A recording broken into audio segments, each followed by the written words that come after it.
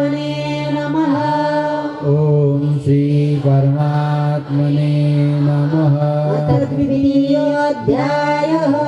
अथ द्वितीयोऽध्यायः। संजय उवाच संजय उवाच तं तथा कृपयाविष्टः तं तथा कृपयाविष्टः अश्रुपूर्णाकुलेक्षणम् विषीदन्तमिदं वाक्यम् विषीदन्तमिदं वाक्यम् उवाच मधुसूदनः। उवाच मधुसूदनः। श्रीभगवानुवाच श्रीभगवानुवाच कुतस्त्वाकश्मलमिदं विषमे समुपस्थितम् विषमे समुपस्थितम् अनार्यदुष्टमस्वर्ग्य अनार्यजुष्टमस्वर्ग्य कीर्तिकरमर्जुन कीर्तिकरमर्जुन दैव्यमास्मगमपार्थ तत्त्वयुपपद्यते तत्त्वयुपपद्यते रुद्रं हृदय दौर्बल्यं त्यक्तोत्तिष्ठ परन्तप। त्यक्तोत्तिष्ठ परन्तप। अर्जुन उवाच अर्जुन उवाच कथं भीष्ममहं सङ्ख्ये भीष्ममहं सङ्ख्ये द्रोणं च मधुसूदन द्रोणं च मधुसूदन इषुभिः प्रतियोत्स्यामि इषुभिः प्रतियोत्स्यामि पूजार्हावरिसूदन पूजार्हावरिसूदन गुरून्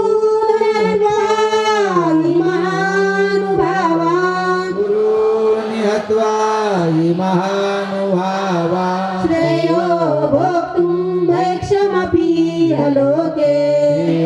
भोक्तुं वैष्णपीह लोके हत्वार्थकामास्तु गुरूनिहैव स्वार्थकामास्तु गुरूनिहैव भुञ्जीय भोगान् रुधिरप्रदिग्धान् भुञ्जीय भोगान् रुधिरप्रदिग्धान् न चेदविघ्नः कतरन्नो गरीयो चेतदिग्नः कतरन्नो गरीयो यद्वा जयेम यदि वा नो जयेयुः यद्वा जेम यदि वा नो जयेयुः यानेव हत्वा न जिजीविषामः यानेव हत्वा न जिजीविषामः सेव स्थिता प्रमुखे धार्तराष्ट्राः एव स्थिता प्रमुखे धातराष्ट्राः कार्पण्यदोषोपहतः स्वभाव कार्पण्यदोषोपहत स्वभाव पृच्छामि त्वां धर्मसम्मूढचेताः पृच्छामि त्वां धर्मसम्मूढचेताः यच्छ्रेयस्यानिश्चितं ब्रूहि तन्मे यच्छ्रेयस्या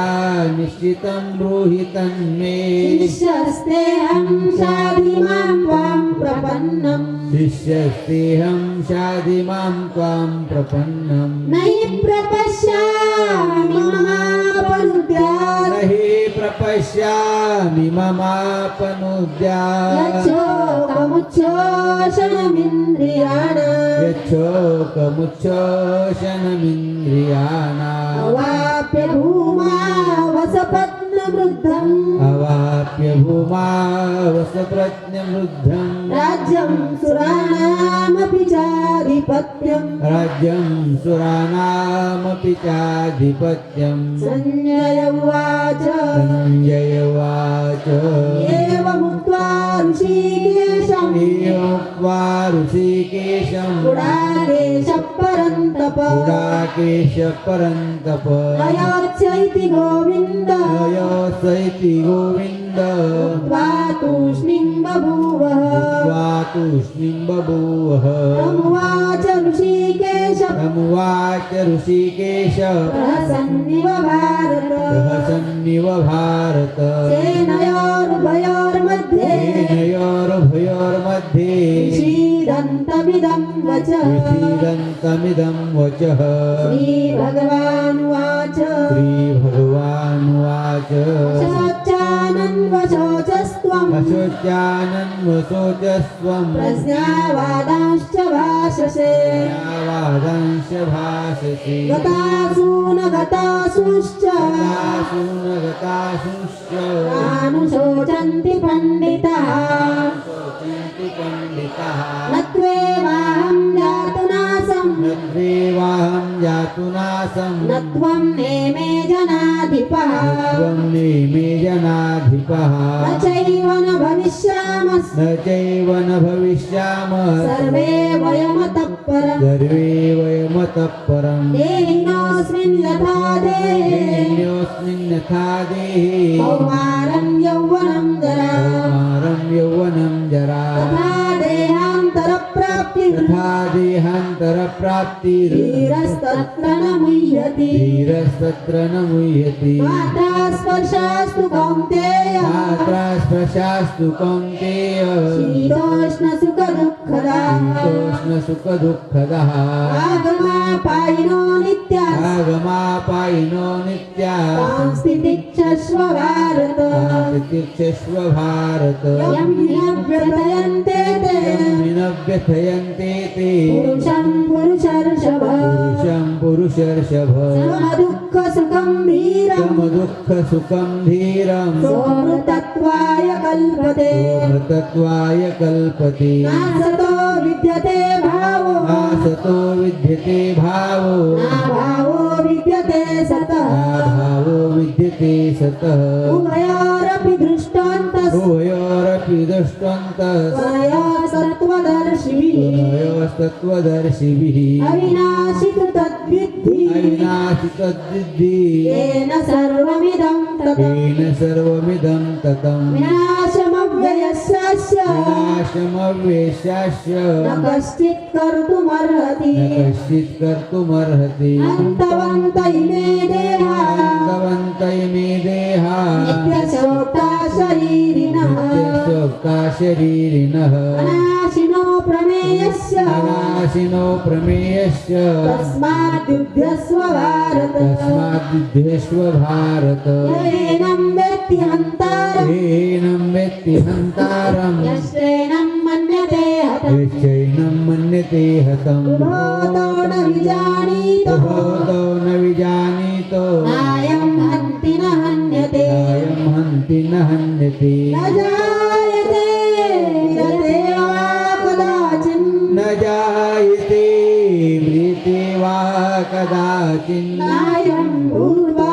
भविता वा न भूयः नायं भूत्वा भविता वा न भूयः अजो नित्यशाश्वतोऽयं पुराणो अजो नित्यशाश्वतोऽयं पुराणो न हन्यते हन्यमाने शरीरे न हन्यते हन्यमाने शरीरे वेदाविनाशिनं नित्यं वेदाविनाशिनं नित्यं येनमजमव्ययम् येनमजमव्ययम् कथं स पुरुषः पार्थ कथं च पुरुषः पार्थ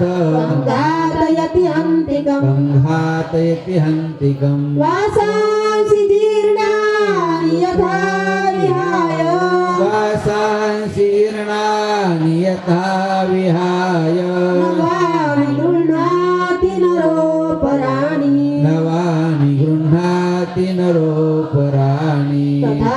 शरीराणि विहाय जीर्णा तथा शरीराणि विहाय जीर्णानि यन्यानि संयाति नवानि देहि नन्यानि संयाति नवानि देहि नैनं चिन्तन्ति शस्त्राणि नैनं चिन्तन्ति शस्त्राणि नैनं दहति पावकः नैनं दहति पावकः न चैनं क्लेदयन्त्यापो न चैनं क्लेदयन्त्यापो न शोषयति मारुतः न शोषयति मारुतः अच्छेद्योऽयमदाह्योऽय अच्छेद्योऽयमदाह्योऽय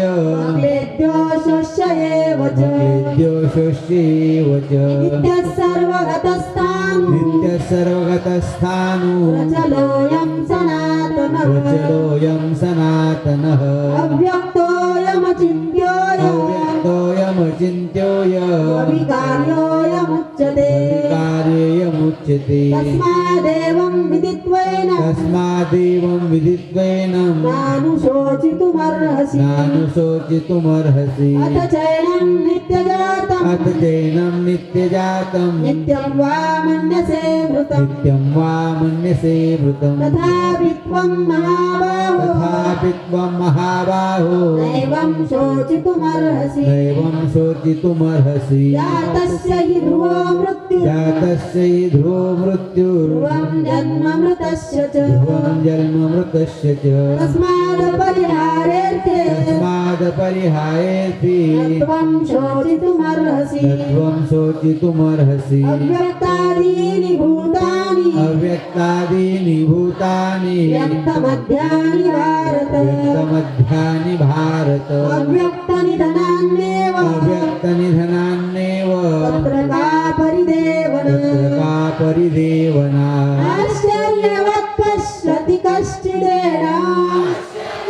पश्यति कश्चिदेन आश्चर्यवद् वदति तथैव चान्यः आश्चर्यवद्वदति तथैव चान्यः आश्चर्यवच्चैन मन्यः शृणोति आश्चर्यवच्चेन मन्यः शृणोति श्रुत्वापेनं वेद न चैव कश्चित् श्रुत्वापेदं वेन एव कश्चित् देहि नित्यमवध्योऽयम् देहि नित्यमवध्योऽयं देहे सर्वस्य भारत देहे सर्वस्य भारत तस्मात् सर्वाणि भूतानि तस्मात् सर्वाणि भूतानि न त्वं शोचितुमर्हसि न त्वं शोचितुमर्हसि स्वधर्ममपि चावेक्ष धर्ममपि चावेक्ष न विकम्पितुमर्हसि न विकम्पितुमर्हसि धर्म्याद्युद्धात् श्रेयोऽन्यत् धर्म्याद्युद्धाच्योऽन्य क्षत्रियस्य न विद्यते क्षत्रियस्य न विद्यते यदृच्छया चोपपन्नं यदृच्छया चोपपन्नं स्वर्गद्वारमपावृतम् स्वर्गद्वारमपावृतं सखिनः क्षत्रियाः पार्थ क्षत्रिया पार्थ लभन्ते युद्धमीदृशम् लभन्ते द्ववीदृशम् अथ चेत्त्वमिमं धर्म्यम् अथ चेत्त्वमिमं धर्म्यं सङ्ग्रामं न करिष्यसि सङ्ग्रामं न करिष्यसि ततः स्वधर्मं कीर्तिं च ततः स्वधर्मं कीर्तिं च हित्वा पापमवाप्स्यसि हित्वा पापमवाप्स्यसि अकीर्तिं चापि भूतानि अकीर्तिं चापि भूतानि कथयिष्यन्ति ते व्ययाम् कथयिष्यन्ति ते व्ययाम् सम्भावितस्य चाकीर्तिं सम्भावितस्य चाकीर्तिः वर्णादतिरिच्यते मरणादतिरिच्यते भयाद्रणादुपरतम् भयाद्रणादुपरतं मंस्यन्ते त्वां महारथः संसन्ते त्वां महारथः येषां च त्वं बहुमतो येषां च त्वं बहुमतो भूत्वा यास्यसि लाघवम् भूत्वा यास्यसि लाघवम् अवाच्यवादांश्च बहून् अवांशवादांश बहून् वदिष्यन्ति तवाहितः वदिष्यन्ति तवाहितः निन्दन्तस्तव सामर्थ्यम् निन्दन्तस्तव सामर्थ्यं ततो दुःखतरं नु किम् ततो दुःखतरं नुति हतो वा प्राप्स्यसि स्वर्गम् हतो वा प्राप्स्यसि स्वर्गम् जित्वा वा भोक्ष्यसे मयि जित्वा वा भोक्ष्यसि महीम् तस्मादुत्तिष्ठ कौन्तेय तस्मादुत्तिष्ठ कौन्तेय युद्धाय कृतनिश्चयः युद्धाय कृतनिश्चयः सुखदुःखे समे कृत्वा सुखदुःखे समे कृत्वा लाभालाभो जया जयो लाभालाभो जया जयो ततो युद्धाय युज्यस्व ततो युद्धाय युज्यस्व नैवं पापमवाप्स्यसि नैवं पापमवाप्स्यसि एषा ते भीता साङ्ख्ये एषा ते भीता साङ्ख्ये बुद्धिर्योगे त्रिमां शृणु बुद्धिर्योगीति मां शृणु बुद्ध्या युक्तो यया पार्थ बुद्ध्यायुक्तो यया पार्थ कर्मबन्धं प्रहास्यसि कर्मबन्धं प्रहास्यसि नेहाभिक्रमनाशोऽस्ति देहाभिक्रमनाशोऽस्ति प्रत्यवायो न विद्यते प्रत्यवायो न विद्यते स्वल्पमप्यस्य धर्मस्य स्वल्पमप्यस्य धर्मस्य त्रायते महतो भयात् जायते महतो भयात् व्यवसायात्मिका बुद्धिः व्यवसायात्मिका बुद्धि एकेन कुरु नन्दन एके कुरु नन्दन बहुशाखायनन्ताश्च धर्मस्य बुद्धयो व्यवसायिनः बुद्धयो व्यवसायिनः यामिमां पुष्पितां वाचं यामिमां पुष्पितां वाचं प्रवदन्त्यविपश्चितः प्रवदन्तै पश्यतः वेदवादरताः पार्थ वेदवादरता पार्थ नान्यदस्तीति वादिनः नान्यदस्तीति वादिनः कामात्मानः स्वर्गपरा कामात्मानः स्वर्गपरा जन्मकर्मफलप्रदा कर्मफलप्रदा क्रियाविशेषबहुला क्रियाविशेषबहुला भोगैश्वर्यगतिं प्रति भोगैश्वर्यगतिं प्रति भोगैश्वर्यप्रसक्तानां भोगैश्वर्यप्रसक्तानां तया परुतचेतसा तया परुतचेतसा व्यवसायात्मिका बुद्धिः व्यवसायात्मिका बुद्धिः समाधौ न विधीयते समाधौ न विधीयते त्रैगुण्यविषया वेदा त्रैगुण्यविषया वेदा त्रैगुण्यो भवार्जुन विश्रैगुण्यो भवार्जुन निर्द्वन्द्वो नित्यसत्त्वस्थो निद्वन्द्वो नित्यसत्त्वस्थो योगक्षेमात्मवान् योगक्षेमात्मवान् यावानर्थ उदपाने यावानर्थ उदपाने सर्वतः सम्प्लुतोदके सम्प्लुतोदके यावान् सर्वेषु वेदेषु तावान् सर्वेषु वेदेषु ब्राह्मणस्य विजानतः ब्राह्मणस्य विजानतः कर्मण्येवाधिकारस्ते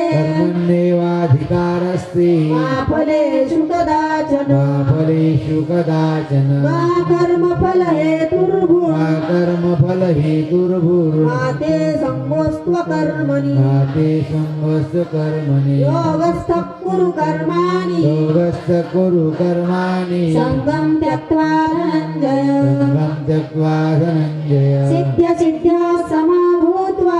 सिद्धयो समो भूत्वा समत्वं योग उच्यते समत्वं योग उच्यते दूरेण यवरं कर्म दूरेण ह्यवरं कर्म बुद्धियोगात् धनञ्जय बुद्धियोगात् धनञ्जय बुद्धो शरणमन्विच्छ बुद्धो शरणमन्विच्छ उपनाफलहेतवः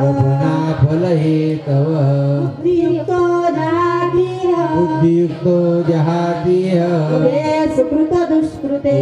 सुकृतदुष्कृते तस्माद्योगाय युज्यस्व तस्माद्योगाय युज्यस्व योगकर्मसु कौशलम् योगकर्मसु कौशलम् कर्मजं बुद्धियुक्ता हि कर्मजं बुद्धियुक्ता हि फलं त्यक्त्वा मनीषिणः फलं त्यक्त्वा मनीषिणः जन्मबन्धविनिर्मुक्ता जन्मबन्धविनिर्मुक्ता पदं गच्छन्त्यनामयम् पदं गच्छन्त्यनामयम् यदा ते मोहकलिलं यदा ते मोहकलिलं बुद्धिर्व्यतितरिष्यति बुद्धियतितरिष्यति तदा गन्तासि निर्वेदम् तदा गन्तासि निवेदम् श्रोतव्यस्य श्रुतस्य च श्रोतव्यस्य श्रुतस्य च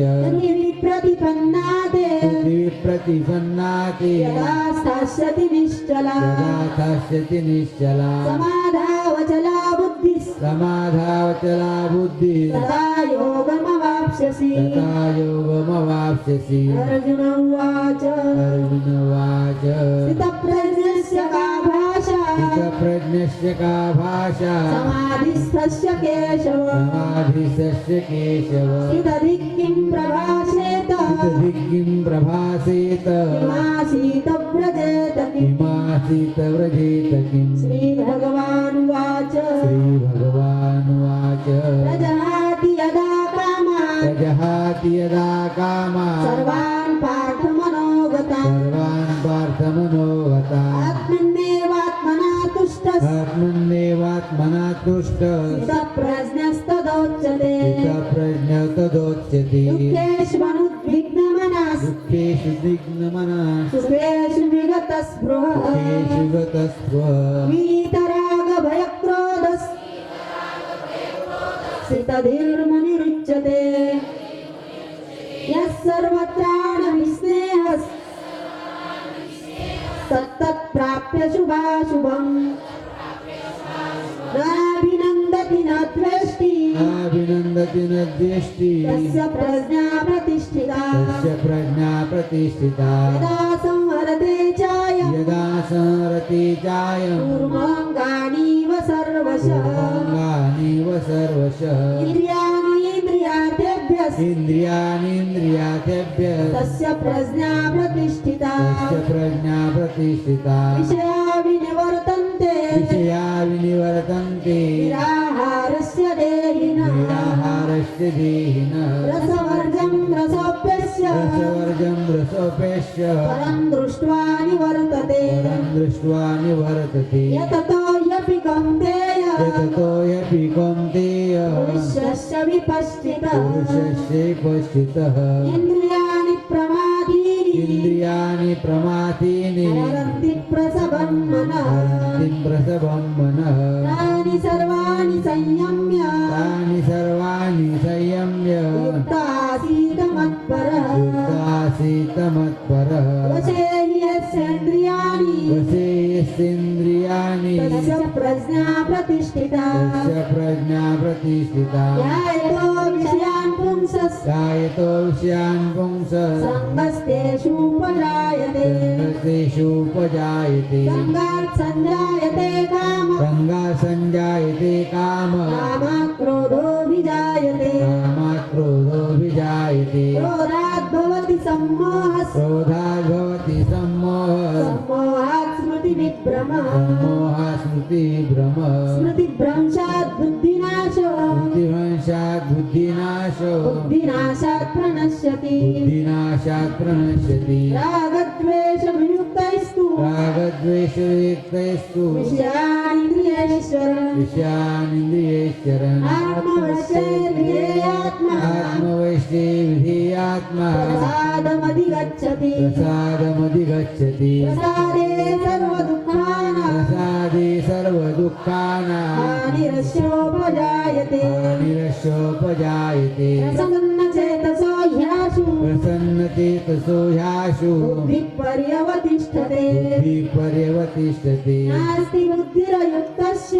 नास्ति बुद्धिरयुक्तस्य न चायुक्तस्य भावना न चायुक्तस्य भावना न चाभावयतः शान्तिः न चाभावयतः शान्तिः प्रशान्तस्य कुतः सुखम् प्रशान्तस्य कुतः सुखम् इन्द्रियाणां विचरता इन्द्रियाणां विचरता यन्मनो न विधीयते मनो न विधीयते तदस्य हरति प्रज्ञां तदस्य हरति प्रज्ञा वायुर्नावमिवाम्भसि वायुर्नाममिवाम्भसि तस्माद्यस्य महाबाहो तस्मादस्य महाबाहो निगृहीतानि सर्वशः गृहीतानि सर्वशः इन्द्रियाणीन्द्रियार्थेभ्यः इन्द्रियाणीन्द्रियार्थेभ्यः तस्य प्रज्ञा प्रतिष्ठिता तस्य प्रज्ञा प्रतिष्ठिता या निशा सर्वभूतानां या निशा सर्वभूतानां तस्यां जागर्ति संयमी तस्यां जागर्ति संयमी तस्यां जागृति भूतानि यस्यां जागृति भूतानि सा